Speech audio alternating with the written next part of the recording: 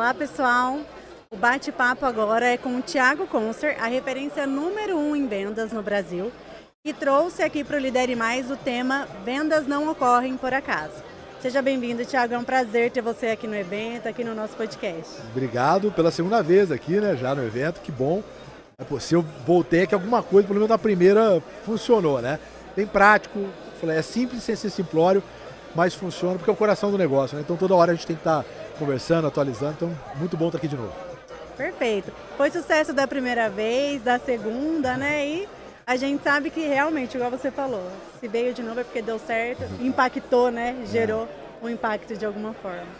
Então, para começar, pensando aí no tema que você trouxe para o nosso evento, eu queria que você comentasse para a gente, assim, considerando essa transformação, né, das vendas nos últimos anos, qual você considera o principal fator para essa transformação no comportamento de compra e venda hoje no nosso país? Tem alguns fatores importantes, mas tem alguns que são marcos históricos de transformação, né? O primeiro de todos para mim é o avanço da neurociência, o estudo do comportamento do cérebro humano. Então, né, o que dá medo, o que não dá, quais são os gatilhos que acionam, né, os motivos de compra. Conforme a gente foi conhecendo mais como funciona as decisões das pessoas, né, mais a gente conseguiu evoluir a parte de venda. Como que as emoções impactam o cérebro. Porque no final das contas, um vendedor ele é um trocador de emoções, né? Então ele passa dele para o outro e o outro para ele. Conforme a gente foi entendendo isso cientificamente, a gente foi conseguindo conduzir isso através de metodologias e ferramentas. Então, para mim, o grande divisor foi isso. A gente teve ali grandes períodos que a metodologia funcionava para todo mundo. Então, até, por exemplo, o início dos anos 90, você tinha a mesma metodologia que funcionava desde 1920. Com 1990, com o Spin Selling, por exemplo, houve já a primeira grande transformação no modelo de venda, né? Depois, com o avanço da neurociência, você teve os canais, né? Os gatilhos, aí tem armas da persuasão, que foi a segunda grande transformação, né? E hoje, obviamente, a IA está criando essa grande transformação. Cada transformação que acontece, ela muda mais rápido, né? Então, o profissional de venda está tendo que ser um profissional mais completo. Antigamente, o cliente ele dependia do vendedor para saber das informações para comprar algo. Hoje a gente tem várias pesquisas que entre 75% e 80% de tudo que o cliente precisa saber para tomar uma decisão, ele sabe antes de ter o primeiro contato com o vendedor. Então imagina, o vendedor hoje ele tem que ser muito mais assertivo, tem que ter um conjunto de conhecimento muito maior e fazer uma atividade de curadoria. Mais do que convencimento, é uma curadoria sobre o que está na cabeça do cliente, né? O que ele tem de conhecimento, junto com as ferramentas, com os gatilhos, com os conhecimentos, a gente conduz o cliente por uma jornada de conhecimento aí para ele tomar boas decisões. E a boa decisão sempre é comprar com você. Perfeito, realmente. Aproveitando então, eu queria que você falasse para a gente como que os empresários eles podem alinhar o time de vendas com os objetivos estratégicos ali do negócio. Legal, isso é bacana porque em geral existe uma determinação sobre quanto precisa vender, depois dali cada um corre, né? Então a meta, vamos só lembrar, venda é só uma consequência de todas as atividades até gerar a nossa fiscal lá. Então vamos lembrar bem disso. Então tudo que é gerado. Então alguns segmentos eles dependem mais ou menos de outros departamentos, né? Num ramo de agro, por exemplo, tem uma questão de entrega, de alinhamento, né? Do budget, né? Não só do quanto ele precisa arrecadar, mas com a logística. Então isso tem que ser passado, né? Quanto que ele vai determinar de cada saca para cada cliente. Então você tem segmentos que eles são mais interligados e outros departamentos menos interligados. Mas em geral, o coração do negócio é o departamento comercial. Então nós temos um custo de operação, né? Nós temos uma oportunidade de mercado. Baseado nisso, nós vamos gerar quanto que a gente precisa vender, com que tipo de margem, né? E a partir dali a gente vai desdobrar nas atividades.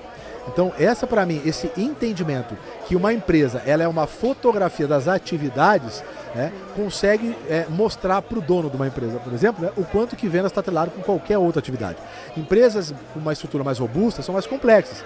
Então, por exemplo, um departamento de enablement que a gente usa, né, que é um departamento de treinamento contínuo, por exemplo, ele é coração do negócio para que a empresa continue sendo uma empresa de conhecimento, né, possa determinar isso.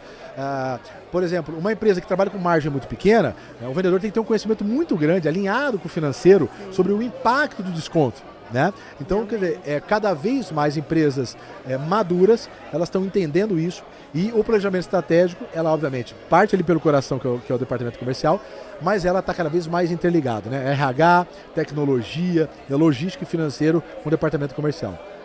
Bacana. A gente falou então do que eles precisam fazer, né? Pensando agora ali, é quase como um alerta. Quais são os erros mais comuns assim que você tem percebido nos times de vendas? Bom, olhando por parte do dono da gestão, de novo, não olhar vendas como um reflexo das atividades. Então hoje, pouquíssimas empresas, elas têm, por exemplo, confiança nos dados de atividade dela. E aí isso passa por uso de tecnologia, então o CRM hoje cada vez está sendo utilizado, mas ainda é pouco, né? Quando utilizado, é utilizado de uma maneira errada, né? A maneira como é alimentado, o CRM só vai te passar as informações que você alimenta. Sim. E isso tudo está muito atrelado justamente pelas empresas não conseguirem enxergar que o resultado de venda é uma fotografia das atividades.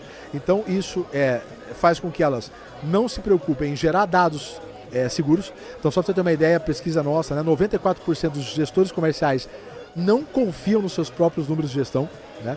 E sem o número, sem as bases, né, quer dizer, sem o que está funcionando, ele não consegue determinar, por exemplo, um próximo passo. Muito do planejamento estratégico que as pessoas fazem para o próximo ano, cara, boa parte daquilo é um achômetro.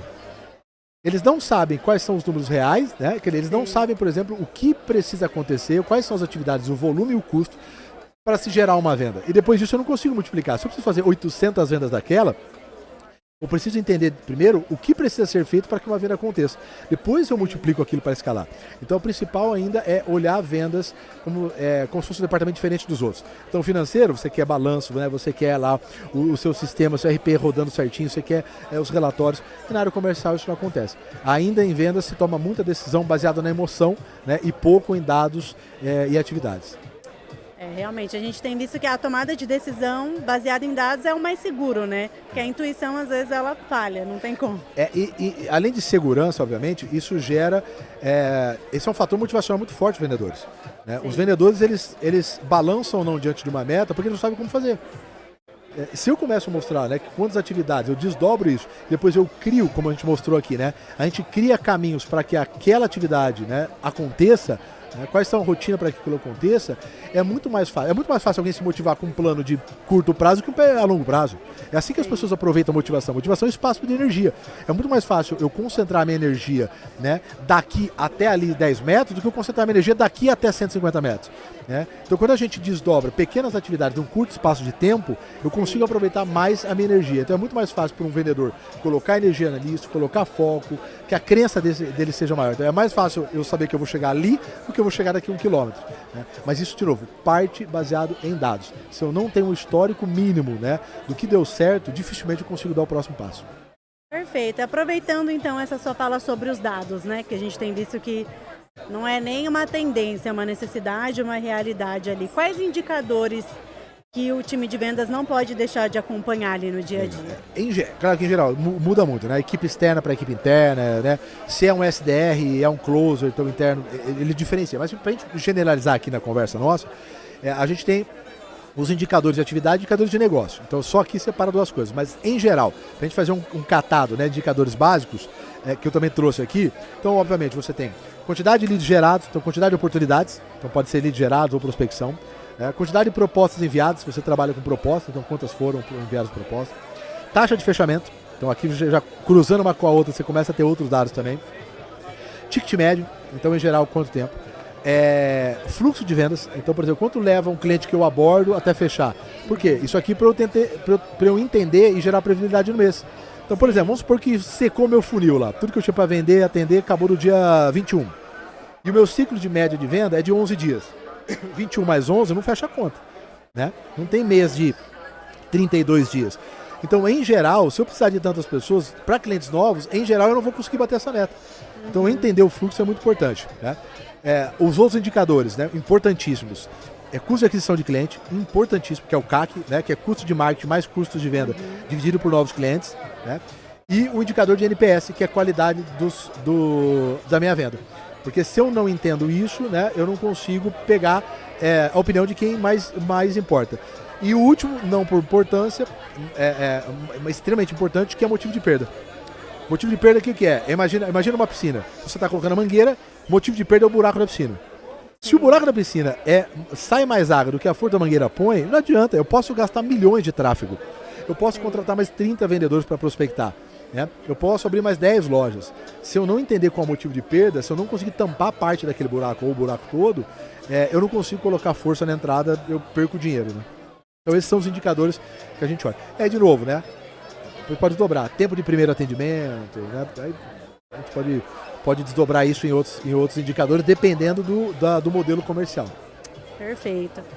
Pensando agora sobre o evento especificamente, né, do que você trouxe, do que você tem observado por aqui.